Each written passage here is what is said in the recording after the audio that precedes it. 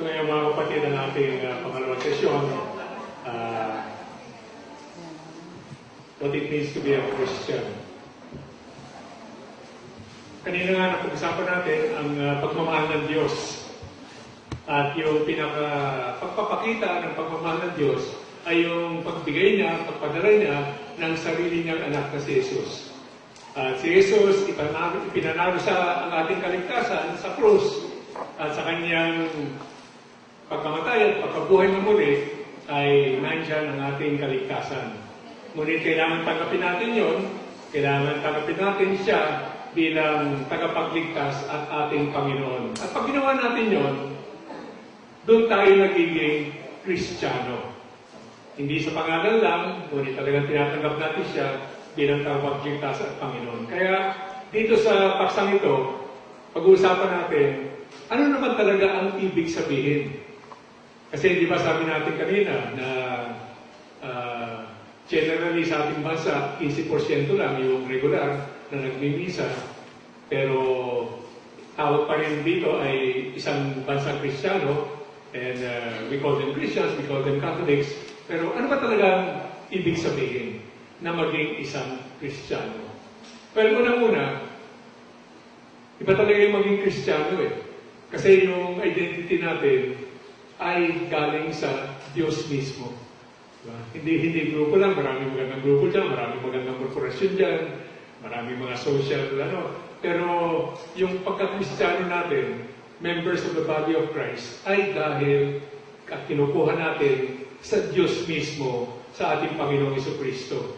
At si Kristo, kahit na yung mga hindi kumikilala sa Kanya bilang Diyos, He is an impressive person. Bakit? Kasi sa mundong ito, bilyon-bilyon na tao ang nagsasabi na sila ay Kristiyano. Ano ba ang populasyon ngayon? Kasi 7 billion na daw eh. Pero 1/3 of that are Christians. So, bilyon-bilyon. Hindi mo sino-sino lang itong taong ito na tinanggap ng napakaraming tao bilang na kinuha ang kanilang pangalan. And it's 2,000 years after His death. Kasi ang dami naman dyan na naging sikat, kinilala sa buong mundo, pero sino nakakaalala sa kanila ngayon? Halos wala eh. Pero 2,000 taon na, bilyong-bilyong pa rin ang kumikilala, kumatanggap kay Jesucristo. Hindi lang yon, hindi lang na tinatanggap nila. Maraming Kristiyano ang inalay ang kanilang buhay na sila'y pinatay. Mga martir para sa Panginoon na wala naman sigurong hindi naman sila pinayaran, wala naman silang kung anong mga material na nakuha doon, ngunit sa kanilang pananampalataya lang ay naging willing sila na ialay kahit na kanilang buhay. At ngayon, nagyayari pa rin yan. There is still persecution in many different parts of the church. Sa China, sa Vietnam, sa Middle East, meron pa rin mga Kristiyano na pinapatay dahil sa kanilang pananampalataya.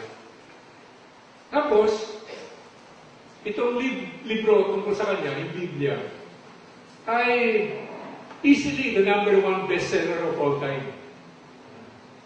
Ewan natin kung ilan namang bilyong Biblia ang printed, pero easily, ito yung bestseller. Sabihin, binibigyan ng kahalagahan, miski pa paano, ng tao, at yung iba na kahit na hindi committed na Kristiyano, itong aklat na ito na tungkol sa Panginoong Diyos, tungkol sa ating Panginoong Jesucristo.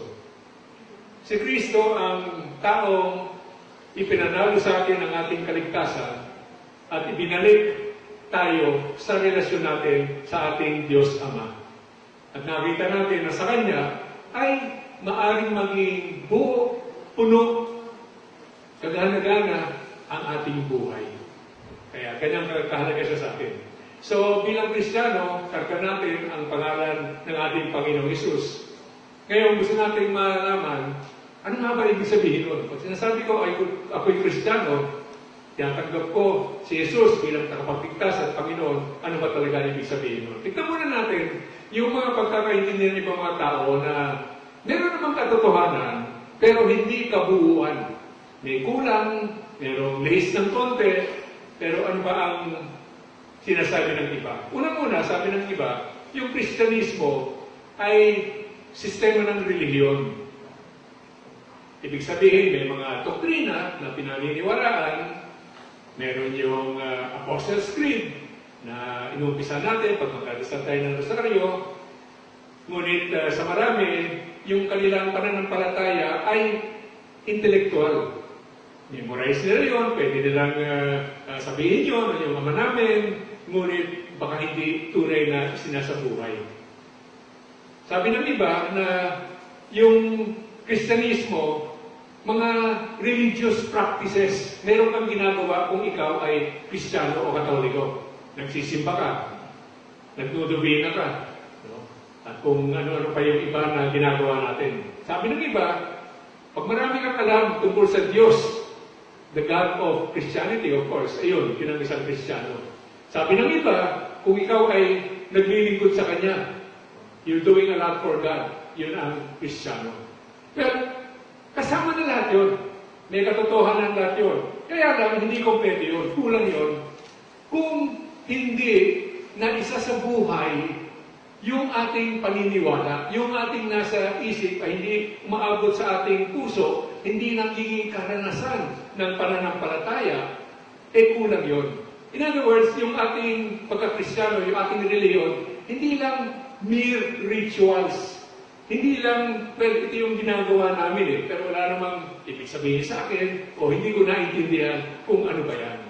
Rather, yung mga ginagawa natin ay translated into our very lives. At yung ating pinaninindigan, yung pinahahalaga natin sa ating buhay ay dahil nga dito sa ating reliyon. So it's not just a mere religious system. Ngayon, pangalawa, sabi ng iba, yung Kristyanismo ay moral system tungkol sa moralidad. So, kaya sinasabi, ito pwede mong gawin, utos ng Diyos. Ito, hindi mo pwedeng gawin. So, yung Ten Commandments, meron doon, kaisa-isang Diyos, sambahin mo, pero nandun rin yung huwag kang papatay, huwag kang magnanakaw. So, do's and don'ts, yung mga regulasyon na magsasabi kung ano ang tama at kung ano ang mali. Kaya ang nagiging buhay ng isang Kristiyano na gawin yung tama, huwag gawin yung mali para makapasok sa langit at hindi sa impyerno. Totoo rin. Wala namang hindi tama yun. Kaya lang, nagiging legalistic yung ating reliyon. Para bang walang buhay, walang kasaganahan, walang kaligayahan. Kasi sa totoo lang, yung ating reliyon, ating pananampalataya, yan ang ating buhay. Meron tayong ginagawa at meron tayong hindi ginagawa, hindi dahil sinasabi ng batas. Ngunit, ito ay pagpapakita ng katunayan ng ating relasyon sa ating Panginoong Jesus. Kaya natin ginagawa. Ngayon, pangatlo, sabi ng iba, ang Kristyanismo is a social humanitarian system. Yung tumutulong sa mahirap, yung gumagawa ng mabuti sa kapwa, ini-equate ang Kristyanismo sa humanitarianism. At sabi, yung isang Kristiyano ay okay itong taong to, mabait itong taong to, gumagawa ng mabuti, parating nakangiti, friendly, hindi nagagalit, trying to please everyone. Parang hindi tayo, no? Sino ba sabi ng gano'n? Pero yun ang iniisip ng iba. Kasi sa totoo lang, kung isa ay tunay na Kristiyano, gano'n ka. Diba? So yung nakikita ng iba, ng tunay na Kristiyano, uy, gano'n. Yun ang ibig sabihin ng magiging Kristiyano. It's a social humanitarian system. Pero kulang yun. Kasi kung hindi ipapasok ang pagka-Diyos ng ating Panginoong Hesus, at ang sinasabi lang, yung Kristiyano ay mabuting tao, gumagawa ng kabutihan, ay kulang yun. Kasi miski yung hindi naniniwala sa Diyos, gumagawa ng mga kabutihan eh. Kung isa, mas sigit pa nga yung mga atheists kaysa sa mga nagsasabi na Kristiyano sila. Yung magalit, si Jesus nagalit eh. Ang tindi pa nga nung galit niya, nung nagpunta siya sa templo, sa dami nagbebenta-benta doon. So, in-overturn niya yung kanilang mga mesa, gumapanal siya ng latiko, tapos pinalayas. So, pwede kang magalit. hindi naman masama yung magalit. There is such a thing as righteous anger. So, kulang yun kung yun lang. Pangapa, sabi ng iba, yung Kristyanismo ay kung ikaw ay tatakas dun sa realities of life. Hindi mo na matake, hindi mo na kaya, so tatakasan mo, so magdasal ka na lang. Ipa-Diyos na lang. Kasi talaga wala kang kaya. Tapos kaya sinasabi ng iba, yung relihiyon ay opium of the poor. Sabi ng mga komunista, opio. Para sa mahihirap yan. Para wag na nilang isipin yung, ay, kahit na mahirap tayo, kasi yung mga komunista sasabihin, hindi, injustice yan. Kulang ng hustisya. Pabaksarin ang gobyerno kasi unjust. Pero sinasabi daw ng Kristyanismo sa mga mahirap, hindi, tanggapin mo na lang. No? Ipa-Diyos mo na lang. No? Magdasal ka na lang. So it becomes an opium for the poor para doon sa mga mahina, yung mga walang kaya sa buhay. Eh, hindi naman tama yun. Kasi ang tunay na Kristiyano, hinaharap ang problema. No? Siyempre, isinasadyos din natin. Umaasa din tayo sa Diyos, ngunit hinaharap natin ang problema. Okay, yun yung pagkukulang sa pagkakaintindihan ng Kristyanismo. So ano nga yung Kristyanismo? Yung pinakabuod ng Kristyanismo ay yung pagkakaisa natin sa ating Panginoong Diyos. Na naging posible sa pagkamatay at pagkabuhay na muli ng ating Panginoong Jesucristo. Ang isang Kristiyano ay isang tao na may relasyon ng pagmamahalan sa Diyos mismo. It's a personal relationship with God. At lahat ng ginagawa natin, lahat ng pag-iisip natin, lahat ng akto natin sa buhay, ay pagpapakita lang nitong relasyon na ito. So, yun yung foundational. Hindi yung, basta gumagawa ko ng mabuti, pero wala naman akong tanoan sa Diyos. Kahit na nga hindi yung maka-Diyos, gumagawa na ganun. Pero dahil meron akong relasyon sa Panginoong Diyos, ayun, susundin ko ang utos ng Diyos. Gagawa ko ng kabutihan sa aking kapwa. No? At hindi ako gagawa ng hindi sang-ayon sa pamamaraan ng Panginoong Diyos. Tingnan natin ang ibang mga mahalagang bagay, mga katotohanan tungkol sa Kristyanismo. At dito, pupunta tayo sa Biblia kasi para hindi naman ito'y naisip lang natin na siguro ito yung katotohanan, ito maganda. Hindi, ito yung sabi ng salita ng Diyos. Some important truths about Christianity. Unang-una, itong relasyon na ito ay inumpisahan ng Diyos. Sapagkat siya ay nagmamahal sa atin. Hindi tayo nag-umpisa niyan. Si Jesus nga, tayo nagpadala sa kanya sa krus eh. No? Tapos nung namatay siya para sa atin, hindi naman natin hiningi yun eh. Hindi nga natin siya tinatanggap eh. So ito, ang Diyos ang nag-umpisa ng relasyon na ito. Ito sabi dito sa letter of Paul to the Ephesians, chapter 2, verses 4 to 8. But God, who is rich in mercy, because of the great love He had for us, yung pagmamahal ng Diyos, even when we were dead in our transgressions, makasalanan tayo, brought us to life with Christ.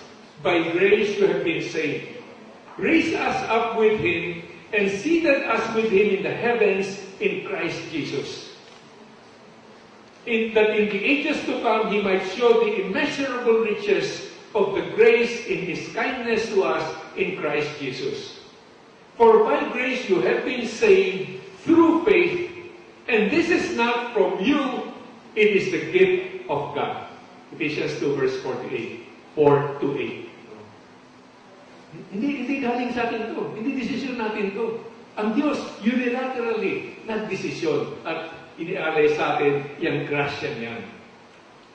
It's put in another way, pero basically pareho rin ang sinasabi dito sa letter to Titus, chapter 3, verses 3 to 7. For we ourselves were once foolish, disobedient, deluded, slaves to various desires and pleasures, living in malice and envy, hateful ourselves and hating one another. Ano talaga yung tao, no? Sige ngayon, nakikita natin. Sa maraming nagsasabi, Kristiyano sila, Katoliko sila, ganun ng tao. But when the kindness and generous love of God, our Savior, appeared, not because of any righteous deeds we had done, but because of His mercy, He saved us through the path of rebirth and renewal by the Holy Spirit, whom He richly poured out on us through Christ Jesus our Savior, so that we might be justified by His grace and become heirs in hope of eternal life. So ito ang ginawa ng Diyos. Kaya nga, kung ang Diyos ang pinanggalingan nitong relasyon natin na tinatawag natin Kristyanismo, ibig sabihin, kasi ang Diyos ay hindi nagbabago. Jesus Christ is the same yesterday, today, and forever. Kaya yung mga patakaran, yung mga batas, yung mga pamumuhay ng Kristyanismo, hindi rin nagbabago. Kasi ngayon, binabago na ng mundo eh. Sino ba yung mga nagpapairal ng abortion sa Estados Unidos? Puro Katoliko eh. Si Pelosi, si Biden, mga Katoliko yan eh.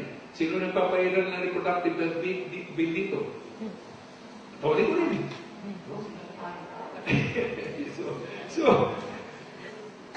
So, sinasabi ng simbahan na hindi pwede, sinasabi, hindi pwede na. Okay na yan.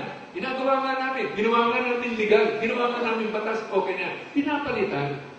Hindi pwede. God is unchanging. Kung ano yan talaga sa Diyos, yun na sa Diyos.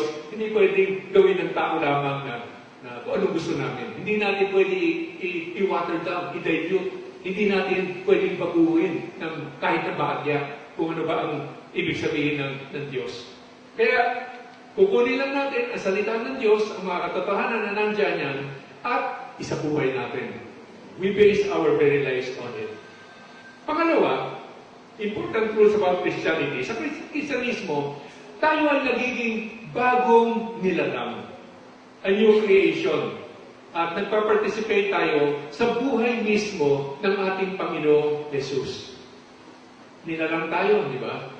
Pero naluklok tayo sa kadiliman, sa kasalanan. So, pag tinanggap natin ngayon ang kaligtasan na galing sa Panginoong Diyos, tayo ay nagiging bagong nilalang.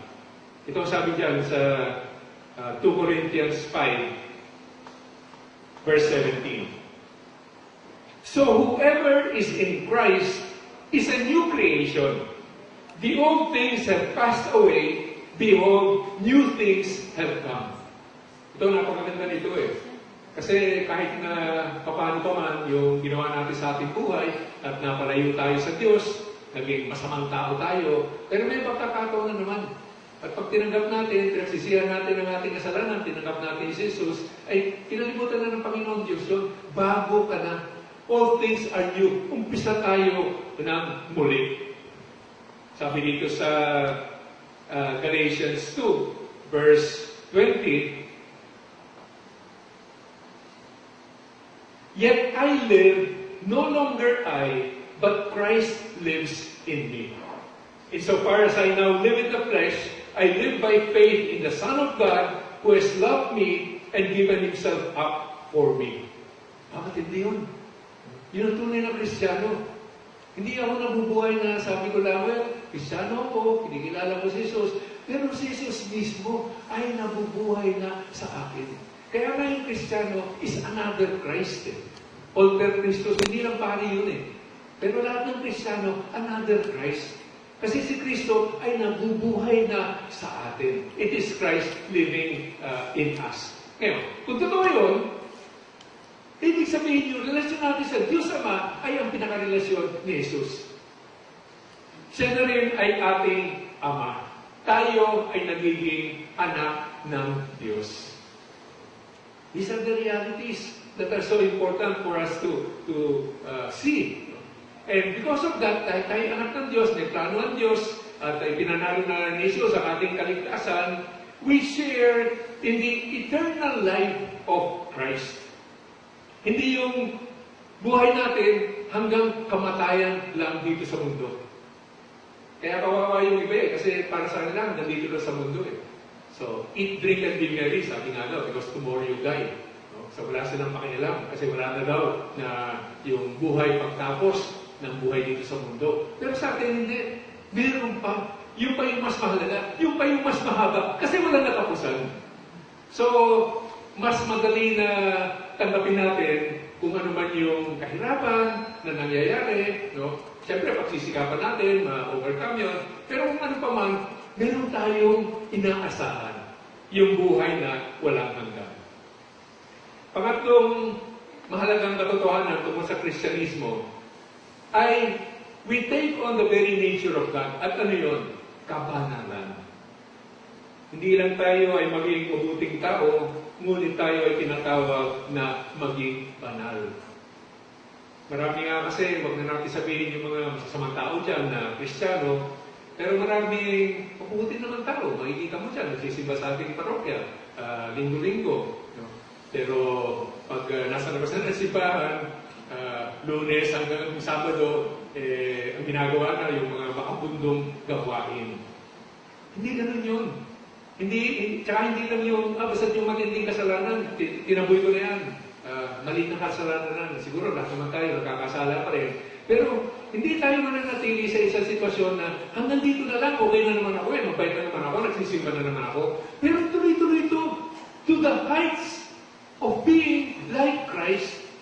At ano na yun? Maging banal sa kabanalan ng Diyos. Kung talagang sasabihin natin, si Kristo mismo ang nabubuhay na sa akin, banal si Kristo Kailangan tayo rin ay maging banal. Kaya mga kapatid, meron ring mga practical implications itong pagiging isang Kristiyano na kailangan malaman din natin because this governs our life in this world. Ano ibig sabihin?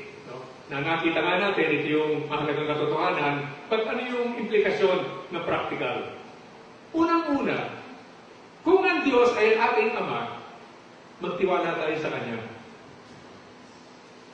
Actually ngayon, mahirap na rin sabihin kasi maraming ama na iniiwan na yung kanilang mga pamilya, hindi pinaninindigan yung kanilang responsibilidad, pero kung nasa tamang gawa yung ama, at ina, di ba? Nagmamahal sa kanilang mga anak. Nagmamalasakit. Di ba? Siguro yung nasa tamang isip na ama, kahit na sabihin, ibibigay ko ang buhay ko sa aking mga anak. Lalo-lalo na kung yung ama natin ay Diyos. So, kung siya ay ating ama, magtiwala tayo sa Kanya. Meron siyang plano sa atin na napakaganda. Nakita natin ito kanina sa Jeremiah 29 verse 11. For I know the plans I have in mind for you, says the Lord. Plans for your welfare, not for woe. Plans to give you a future full of hope. Yung plano ng Panginoon para sa atin. Diyos mismo nagsasabi, ako ang iyong ama, ikaw ang aking anak. May plano ako. Yung plano yun, napakabuti. At ako makapangyarihan. Kaya nga, huwag kang mag-alala. Ayun. Kailangan tanggapin natin na yung plano ng Diyos para sa atin ay pinakamabuti. Minsan, kaya naman tayo na lumilis kasi gusto natin mag-decide. Hindi, ako may plano. Kailangan payaman ako, kahit anong pamamaraan, kailangan ganito, kailangan ganon. Kaya nawawala yung gustong biyaya na ibuhos sa atin ng ating Panginoon. Pero kung tatanggapin natin, siya may plano para sa atin, hanapin ko kung anong plano yun, isabuhay ko, then pwede tayong magtiwala sa Kanya. Pangalawa, yung pagtitiwala, kasi alam naman ng Diyos kung ano yung ating pangangailangan. At dahil siya ay nagmamahal na Ama, He is committed to provide for us. Ito siguro tayo, iba-iba ang sitwasyon natin, meron talagang kulang ang pera, hirap na hirap. Tapos kung ano man yung mga problema natin sa buhay, pero ganun pa man, nandito tayo. Buhay, nakakalakad, nakakakain, nakakarinig. Saan naman galing lahat yan? If God withheld His hand from us, even for a split second, wala, patay na tayo. We would just collapse and die. So, nandiyan naman ang Diyos Who is providing for whatever we have in now? Now, iniisip natin, kulang yung bigay mo, Panginoon. But who is providing? Galing sa Diyos lahat yan. Sabi nga niya, di ba, huwag ka mag-alala kung ano yung kakanin, ano yung susuotin. Tingnan mo na lang, yung mga ibon, yung damo, yung mga bulaklak. Ako naman ang nag-aalaga dyan eh. Lalo na siguro para sa'yo, anak kita eh. Hindi naman ibon o damo lang, ngunit anak kita. How much more will I provide for you? Kaya basahin natin, siguro paminsan-minsan, pag medyo down tayo, na kulang naman yung iniisip natin, na sana ibigay sa atin ng Panginoon, dito sa Ebanghelyo ni Lucas, ika-12 kabanata, at talata 22 hanggang 31, at dito makita natin yung pinapangako ng Diyos, na kung di depende tayo sa Kanya, siya naman ang mag-aalaga sa atin. Basahin ko na lang yung sa ika-30 at 31 talata, sabi dito, Your Father knows that you need them. Yung mga pangangailangan natin sa buhay. Instead, seek first His kingdom, and these other things will be given you besides. Ayun! Nandun yung problema ng tao. Inuuna, yung gusto ko, seeking yung kaharian ng mundo, saka ka na Lord, wala akong time para sa'yo. Nagsisikap ako kasi kailangan magsikap ako, trabaho ko, hindi na ako magsisimba, or whatever example you might give. Ayun ang problema. Pero mumunahin mo ang kaharian ng Diyos, kinalamin mo kung sino ba yung Diyos, sino si Kristo, na yung pangalan ay bit-bit mo. Tapos ay magtitiwala ka sa Kanya, bahala rin siya. Of course, magsisikap tayo, di ba? Hindi tayo naghihintay lang. Pero bahala siya. Siya ang nagmamahal na Ama na bibigay lahat ng ating pangangailangan. Yung nga kung minsan ang problema, iba yung sinasabi ng Diyos, ito ang pangangailangan mo, iba doon sa atin. Ay, gusto ko manalo ng loto. Ang dami nang nasira ang buhay. Hindi mga nanalo ng sweepstakes ng loto. No? Dami nasira. Baka makidnap ka. Wala itong mga lalapit lang sa'yo dahil may pera ka. No? Tapos dahil hindi nila kaya, hindi sila sanay, kung ano ginawa, nasira ang buhay. Ang Diyos na nakakaalam kung ano ang makakabuti sa atin So, yan ang magtiwala tayo sa Kanya. Pangatlo, kung iisa ang ating Ama, ibig sabihin, ano tayo? Magkakapatid. Tayong lahat ay magkakapatid. At ito sana ang nangyayari sa parokya, di ba? Na at least nakikita tayo doon, madalas, sa totoo lang, except kung kayo ay naglilingkod in certain areas, so mas lalo kayo nakakakilala, yung karamihan ng parokyano hindi naman ganun No? Siguro magbabaltihan lang tayo, pag greeting of peace. Uy, peace to you. Wala ka naman kaano sa tao yan baka malapit nang mamatay yun kasi may cancer. Pero peace to you. Pagkapos wala tayong kaano-ano. Yung katabi mo dito, hindi pa kumakain. No? Pero tunay na Kristyano, kaya hindi naman pinakikita sa mukha. Wala kaano-ano Pero hindi kailangan gano'n. Tayo ay magkakapatid. So, ibig sabihin, tayo ay nagmamahalan rin. Tayo ay binabahagi natin ang buhay natin sa isa't isa. Tayo, we're sharing the joys and even the sorrows in life. And we are committed to support and love one another. So sana itong ating Live Christ, Share Christ can be a help to that. Hindi lang para doon sa mga naglilingkod na ngayon, tulad ninyo, ngunit sa mas nakararami pa, sana lahat ng Katoliko na nasa parokya. Pero we look forward to a life na hindi mag-ano lang pag may misa, o pag may service, o pag may seminar na ganito. Pero paano ba maisa sa buhay? Paano ba gagawing tunay na tayo ay isang pamilya? No? Of course, may sariling buhay tayo, pero meron din tayong buhay na kasamang isa't isa sapagkat isa ang ating Ama at tayong lahat ay magkakapatid. Pangapat na practical implication na pagiging isang Kristiyano ay kinikilala natin na ang buhay dito sa mundo ay temporary. Kaya nga, hindi kailangan dito tayo nag-i-invest ng ating buhay. Kasi ganun nga ang ginagawa ng marami. Kahit na mali, kasi nakikita nila yung dito, so gusto ko yung ginawa, gusto ko yung kayamanan, gusto ko yung mga ari-arian. So dito sila naka-invest.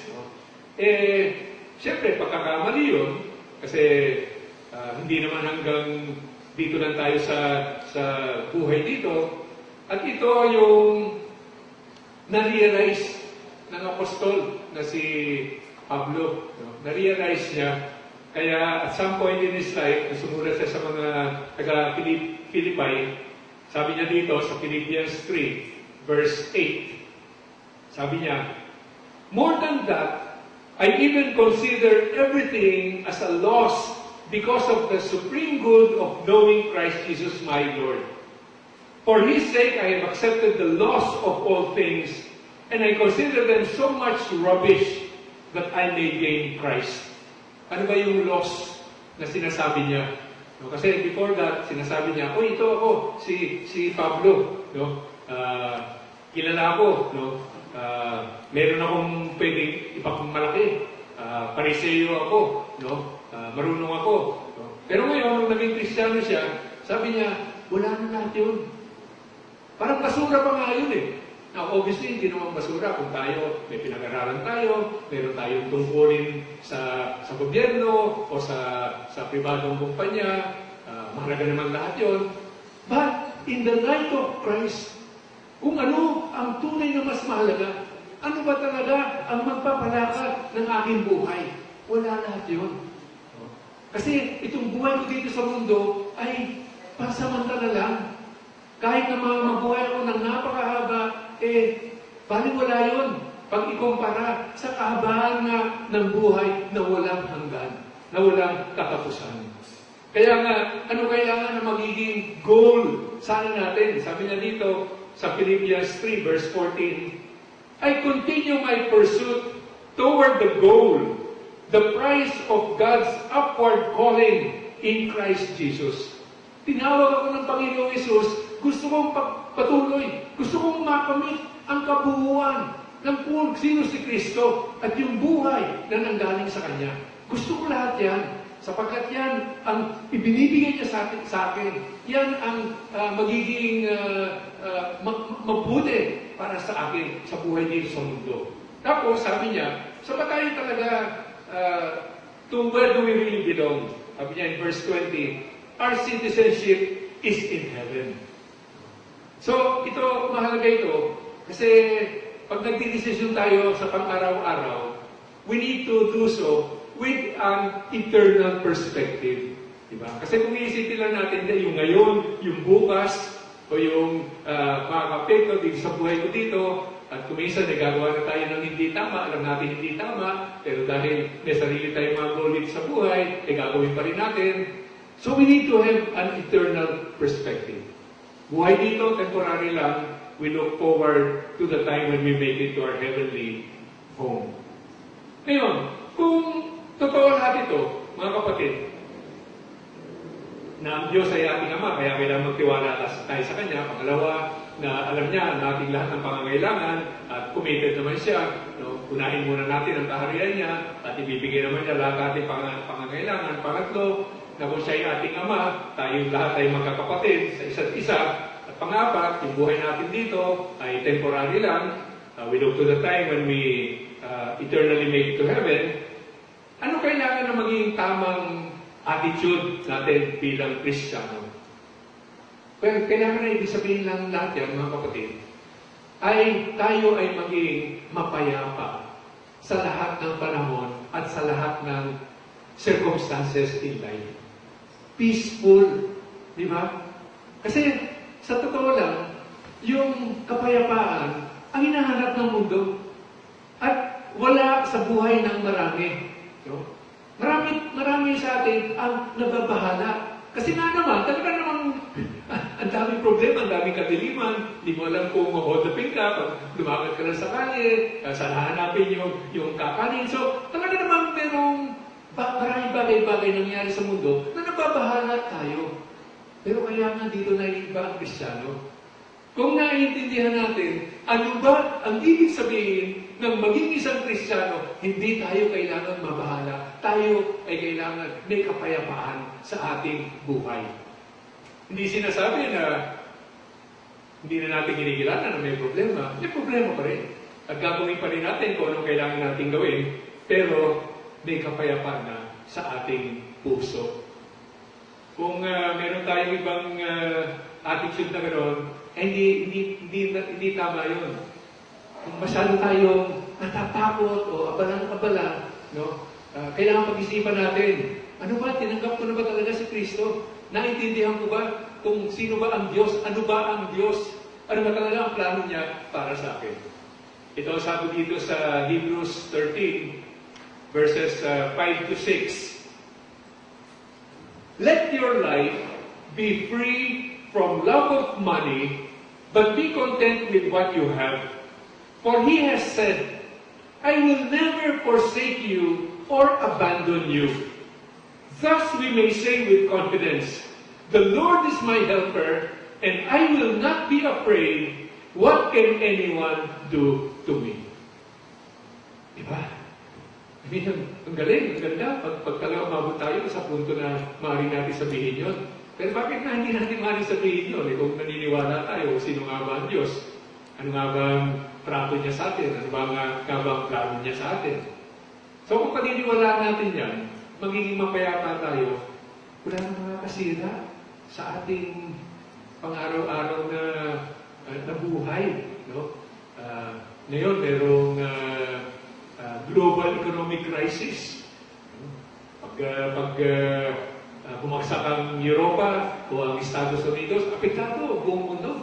So, hindi natin alam kung ano mangyayari dyan. Ngayon, yun nga, yung mga maraming pumapatay ng tao dito sa Maynila mismo, no? Riding in tandem sa motorcycle, merong nanununog ng mina, no? Daming nasunog na equipment ng mga truck, no? Tapos siyempre, mahirap talaga ang buhay. Pero ano man ang mangyari bukas? Sa mga lugar tulad ng Middle East, hindi nila talaga alam. Pwedeng may revolusyon, pwedeng magkaroon ng bagong diktador, pwedeng yung mga Islamic fundamentalist ang umiral, no, at mamuno. So, hindi alam eh. Dito, hindi naman siguro ganun kasama, pero hindi rin natin alam kung ano ang mangyari. Pero ano pa man ang mangyari, alam natin na committed ang ating Panginoon Diyos na tulungan tayo. Kaya tayo, we need to be peaceful. Mga kapatid, kung tayo'y Kristiyano, we are the most fortunate and privileged of people. Kasi ang Diyos mismo ang ating Ama. At hindi tayo kailangan matakot sa kahit na anong bagay kasi ang Diyos ay ang nag-aalaga sa atin.